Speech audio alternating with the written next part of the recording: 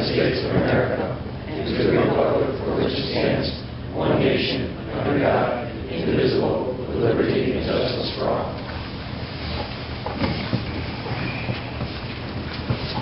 We just have a moment of silence for the slain police officers, please, in New York.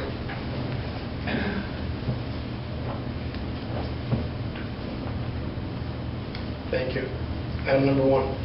To convene into executive session with directors of the Bristol Downtown Development Corporation to discuss the Second Amendment to the Preferred Developer Agreement dated May 25th, 2010 between the City of Bristol, Bristol Downtown Development Corporation, and Renaissance Downtowns at Bristol, LLC. Motion, please. Motion made and seconded. Discussion. Mayor, it'll be obviously the council, it'll be the members of the BDDC that are present, and I think it is 5 of them or so. Attorney DiBiasio, who represents them, Mark Oland, and our staff. I think that's everyone. Okay. Thank you. All in favor? Aye. Opposed? Motion passes. Be back. Second. Any discussion? Hearing none, all in... Madam Chairwoman, and to Yes. invite Corporation Counsel, Attorney Mark Olin, and myself to join you. And to invite Corporation Counsel, Attorney Damasio, and Mark Oland to join us in the executive session. So noted. Any discussion? Hearing none, all in favor? Aye. Any opposed? Executive session.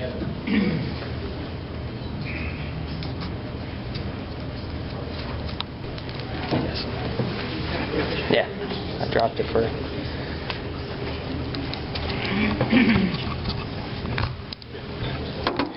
All in favor? Aye. Opposed? Motion passes. Can I have a motion to recess meeting to convene immediately following BDDC? So moved. Second. Motion made and seconded. Discussion. Hearing none, all in favor? Aye. Opposed? Motion passes. And can I have a motion to reconvene into public session? So moved. Second. Any discussion? Hearing none, all in favor? Aye. Any opposed? Okay, next item on the agenda, new business, to receive comments from representatives of Renaissance Downtowns at Bristol, LLC concerning a 7th Amendment to the Preferred Developer Agreement. Attorney Fury? Attorney Timothy Fury, 43 Bellevue Avenue, Bristol, Connecticut, representing Renaissance Downtowns. We have worked diligently with your representatives, Dave, Mark Oland, and the city, other city representatives, for the better part of a month now, working on this 7th Amendment. The copy that I believe that was presented to you today for consideration was the final draft as agreed, as I believe recommended by the lawyers, on what we perceived before the rest of you met to be the agreement that we could all recommend. The copy that I sent to Mark and Dave today has in the header execution copy 12/22/14, and it was actually prepared by me adopting our final comments between the parties and creating a final clean version based on all the red lines that were negotiated. So with that, there was a lot of work that went into it. I spoke to Don and Ryan, also confirmed with them by email today that they were comfortable with this document, execution copy 12/22/14, that they would execute it if the city parties approved it on their end. And they reiterated to me that they really want to, roll up their sleeves and bring this thing home, but, in the time frames that we've worked on here. So, Attorney Fury, you're representing on behalf of your clients that if we pass this tonight, it will be executed. That's what they told me in our verbal meeting today, and by confirming with me both ways that they are prepared to sign this agreement. Okay, thank you. Okay, item 3B, to take any action concerning a 7th Amendment to the Preferred Developer Agreement, or to take any other action necessary concerning the Preferred Developer Agreement. I guess with that, can I have a motion to approve the 7th Amendment to the Preferred Developer Agreement among City of Bristol and Bristol Downtown Development Corporation and Renaissance Downtown at Bristol, LLC, dated December 2014. It's labeled in the upper left-hand corner, execution copy 12/22/14. subject to the correction of one typographical error on the front page, just a misspelling. So move as stated. Second. Is there any discussion? Hearing none, we'll take a... John, I'm sorry. Well, just in short, Attorney Fury, I'm confident that this is going to move forward. Where do you go? I'm glad to hear that the sleeves I think have been constantly rolled up. I think hopefully this time around maybe it'll be a little tighter around the biceps to get this thing going. We've all been in the trenches with us, and we appreciate it. Thank you. Any additional comments? Hearing none, we'll roll call vote this. Barbara Fontaine? Yes or no? Oh, yes. Kelly Marr? Yes. John Lodovico? Yes. Frank Johnson? Yes.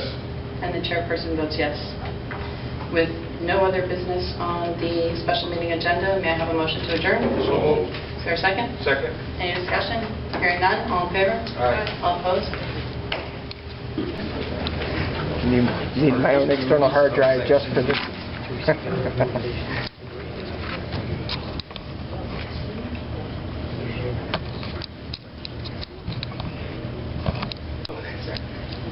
Ready? Okay, can I have a motion to reconvene? So moved. Second. Motion made and seconded. Any discussion? Hearing none, all in favor? Aye. All opposed, motion passes. Do we have any recommendations from BDDC? Yes, good evening, Mr. Mayor, members of the council.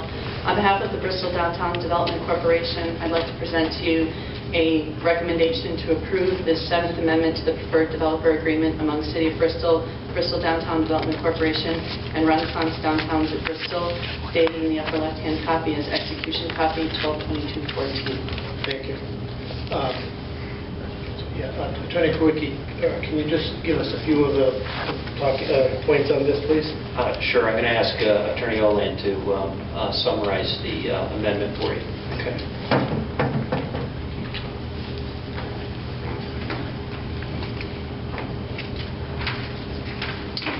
Good evening. The 7th Amendment to the Preferred Development Agreement that's been presented to you tonight represents a modification of the timeframes for the agreement. You may recall that the existing agreement plus its 6 amendments still required the developer to take down the first parcel of land by May 25th, 2014. And we have been sort of in limbo since that time, discussing various options and so forth. And one of the major accomplishments in this amendment is to put some real clear deadlines into the arrangement. The developer has asked for some extensions, and we've done that. And I want to just quickly walk through what this amendment provides. It sets forth a rather extensive list of things that have been accomplished, and it really is remarkable how much work has been done to get to this point in the project. It's good reading, and it will remind people of a lot of what the work that's been done. So what the agreement provides in summary is we've eliminated a minimum first purchase requirement.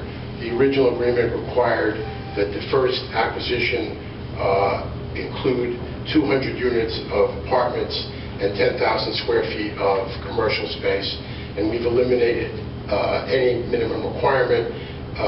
We're relying on the BDDC to approve what they're proposing and for zoning the zoning requirements to be met, but there is no minimum requirement anymore. We have set forth a series of dates now, June 30th being the major deadline for them to have a final project in place. There are extensions in the agreement beyond June 30th to the extent that financing for the project is completely in place but is not closed as yet. An additional extension would be granted if it's a governmental program and the governmental program is committed to in writing but cannot close by September 30th, then there's an extension through till the end of next year. Other than that, there are cross releases and waivers, which is a good thing to obtain for the city. And it essentially sets forth some very clear timelines that the developer has to meet. And if the developer does not meet it, then the city would have the right to terminate the agreement. Any questions I can answer for the council members? Thank you very much.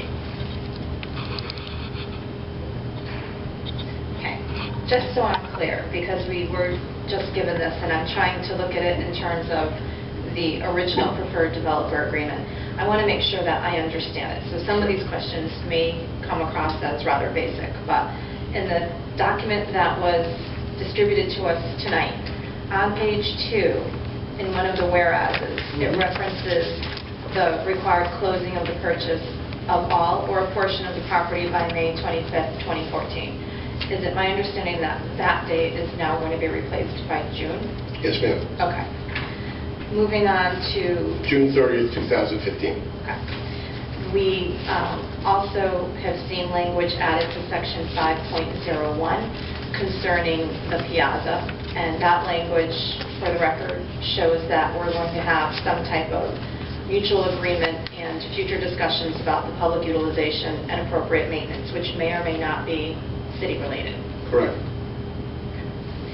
The section 7.02C on page 4, where it talks about that part is hereby deleted and the following is substituted in lieu of. Can you just spend a little time talking about that? Because I'm looking at the original agreement, and that section's rather substantive. Is there anything that stands out as anything that I should be concerned about? That provision was amended to address the following issue. The original agreement, the developer was obligated to close on the second parcel within 12 months of the first closing. And during the period of time since the original contract was signed, over this long period of time that we've been interacting with the developer, it became very clear that it would be realistic to close the second piece within 12 months of the first piece. It's going to take more than 12 months to develop the first piece. In order to get the financing for the second piece, in all likelihood, you'd have to finish the first piece and at least gotten somewhat further along on renting or selling whatever it is that the product was. So what we came up with was the language in this provision, which is that they would have to close 12 months after they get their certificate of occupancy for the first property, or 24 months after the first closing. Thank you. Yes. Any other questions? Thank you. Okay, item number 6. Attorney Freer, would you like to say anything on behalf of Renaissance? Just as I indicated to the BDDC a few minutes ago, this amendment was developed with the input of some members of the BDDC, members of the City Council, much legal talent, and a great deal of negotiation and good faith, trying to both protect the interests of our clients and move this collaborative effort forward. The copy before you, which is execution copy of December 22nd, 2014, was the final versions was prepared by me, adopting the last several edits by myself and Mr. Olin, working with Mr. DeBasio, and Mr. Monti and Ryan have indicated that if this is passed by the City Council, they will execute this amendment, and they look forward to continue to roll up their sleeves with you to try to get this project underway. Thank you. I'm happy to answer any questions. Thank you. Can I have a motion to accept and approve the 7th Amendment So as moved. presented? So moved. Second. Motion made and seconded. Discussion.